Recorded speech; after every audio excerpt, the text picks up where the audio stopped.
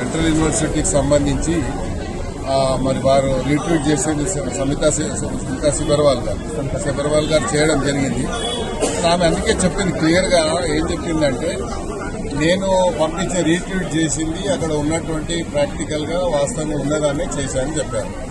కాకపోతే నోటీసు మాకే ఒక్కరు ఇచ్చారు కాబట్టి ఒక సీనియర్ ఐఏఎస్ ఆఫీసర్, అదేవిధంగా చీఫ్ సెక్రటరీ గారిని మీరు చూసారు, మన సుప్రీంకోర్టు కూడా జైలుకు పోతారా అన్నారు. మరి శాంతకుమారి గారు సీనియర్ ఐఏఎస్ ఆఫీసర్, ఆమె టోటల్ క్యారియర్లో ఎక్కడ కూడా ఆమెకు చెడ్డ పేరు లేదు. కానీ మన సుప్రీంకోర్టు కామెంట్ వల్ల ఆమె ఎంతో హ్యూమిలేషన్కి గురైందని మనం అర్థం చేసుకోవచ్చు.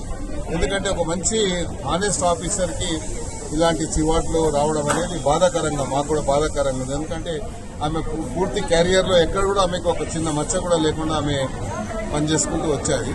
అదేవిధంగా సబర్వాల్ గారు కూడా చాలా ఆనెస్ట్ ఆఫీసర్, ఆమె కూడా స్మితా సబర్వాల్ కూడా.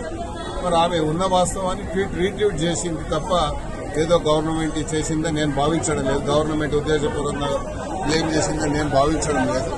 ఎందుకంటే గచ్చిపల్లి ఏదైతే ఇష్యూ ఉందో అక్కడ డీప్ ఫారెస్ట్ ఉంది అని చెప్పి రకరకాలుగా వచ్చింది కాబట్టి దాని ఇష్యూలో ప్రభుత్వం మళ్ళీ పునరాలోచన ఉంది అనేది మనం చూస్తా ఉన్నాం.